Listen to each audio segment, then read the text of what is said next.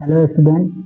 आज जो है हम क्लास 12th के फिजिक्स का जो चैप्टर चालू किए थे विद्युत आवेश तथा क्षेत्र, उसका एक नेक्स्ट टॉपिक लेकर के आपके सामने आए हैं जो अब की बार एग्जाम में पूछे गए थे और 99% स्टूडेंट जो है इसमें फंस गए थे। बहुत ही आसान टॉपिक्स में फंस गए जो 5 मार्क्स दिलाने वाला था।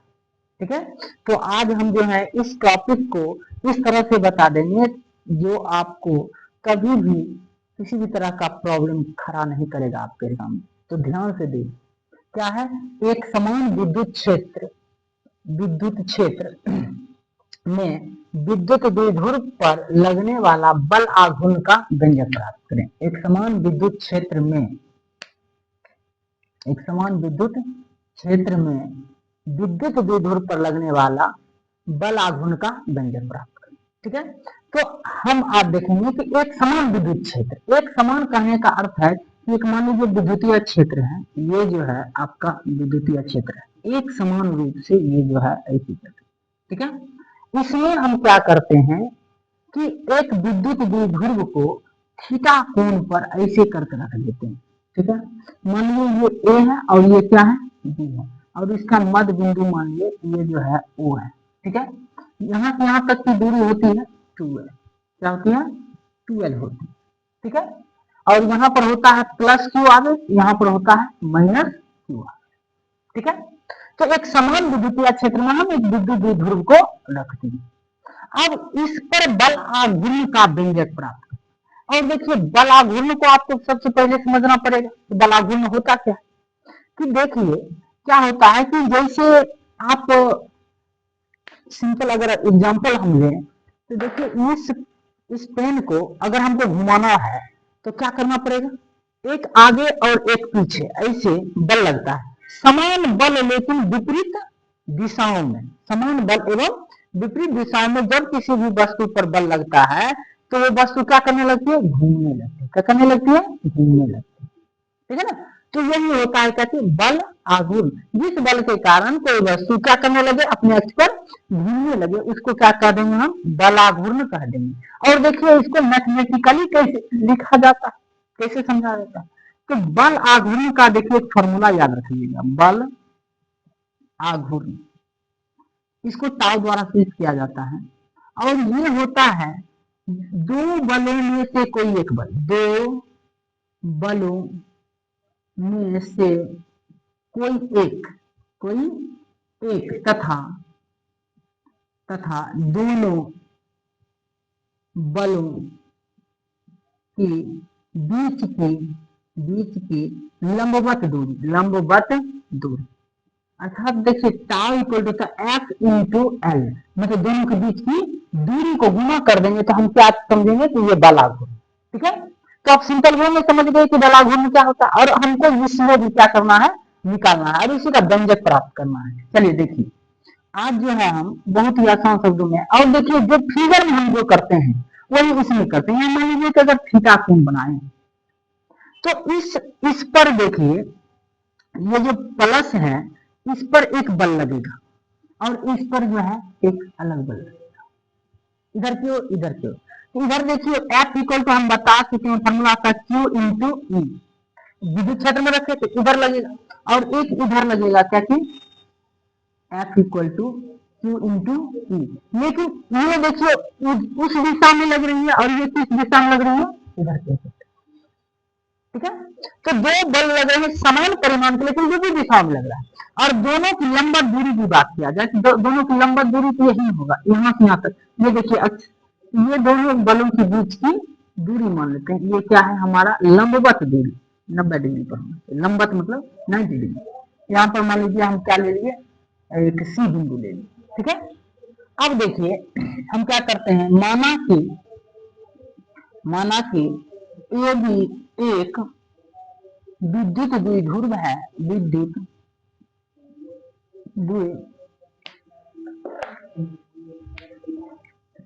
द्विध्रुव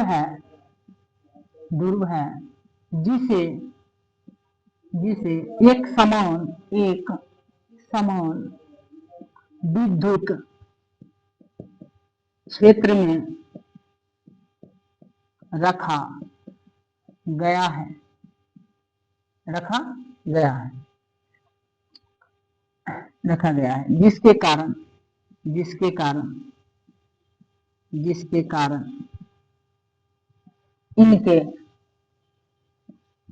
इनके दोनों सिरों पर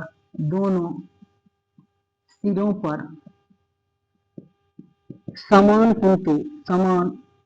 किंतु विपरीत दिशा में बल लगते हैं, बल लगते हैं। इतना बात तो हम कर दिए, जो बताए थे इसमें वही बात करके इसमें लिख दी। तो अब हम लगाते हैं फॉर्मूला बलाघूर्ण का। उससे पहले हम चलते हैं त्रिभुज ABC। अगर ये देखिए क्या है, थीटा है।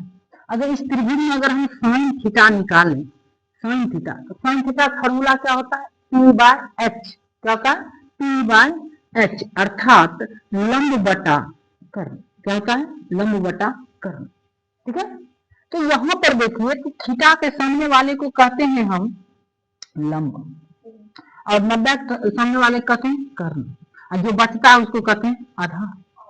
ठीक है, तो अब देखिए यहाँ पर बात किया जाए तो sine theta equal to P का वैल्यू कितना है, BC, और कर्ण क्या है, AB। अगर BC का तो वैल्यू हमको पता ही नहीं, इसी का वैल्यू निकालना है। AB का वैल्यू पता है कितना है, 12 है, कितना है 12। अगर इसे मल्टीप्लाई कर दें तो BC इक्वल टू हमको आ जाएगा 2L साइन, क्या जाएगा 2L साइन थीटा, जो दोनों ध्रुवों के बीच की क्या है, लंबवत दूरी। ठीक है, चलिए अब लगाते हैं बलाघूर्ण का फॉर्मूला। बल आघूर्ण बराबर क्या होता है, बल गुणे लंबवत दूरी, जो हम यहाँ बता चुके हैं। अब देखिए tau equal to F into लंबवत दूरी क्या है, यहाँ पर BC है। क्या है, लंबवत दूरी क्या है, BC है। दोनों को क्या किया, मल्टीप्लाई करते। अब हम क्या करते हैं, इसको देखिए मिटाते हैं। अब हम क्या करते हैं कि यहाँ पर टाउ इक्वल टू F की वैल्यू देखिए कितना है, Q इंटू E। क्या है, Q into E into BC का वैल्यू क्या निकालना है, 2L साइन थीटा। ठीक है, तो इसको अरेंज हम कर लेते हैं, तो क्या लिख देते हैं, Q into 2L into E sine theta, है ना, लिख दी। अब देखिए आपको बताए थे विद्युत द्विध्रुव आघूर्ण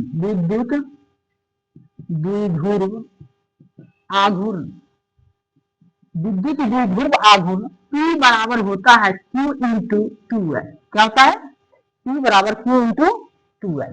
तो यहाँ पर अगर हम वैल्यू रख दें तो क्या हो जाएगा, P हो जाएगा, P हो गया, T हो गया, और ये क्या हो गया, साइन थीटा। ठीक है, और ये है वेक्टर चैप्टर में एक फॉर्मूला बताया गया था कि A क्रॉस B बराबर होता है AB साइन थीटा। क्या था, AB साइन थीटा। तो इसको अगर सदिश रूप में लिखें तो टाउ इक्वल टू हो जाएगा जो है P क्रॉस E। क्या हो जाएगा, P क्रॉस E। यही फॉर्मूला हमको क्या करना था, निकालना था। क्या करना था, निकालना था। ठीक है, अब देखिए ये फॉर्मूला जब हम निकालें, ठीक है, ये फॉर्मूला निकालने के बाद कि इसका वैल्यू मैक्सिमम, मतलब कि बलाघूर्ण का मैक्सिमम मान का कितना होगा और मिनिमम मान कितना होगा, इसके लिए फिर हम आगे बढ़ते हैं। तो इसका जो है स्क्रीनशॉट ले लीजिए।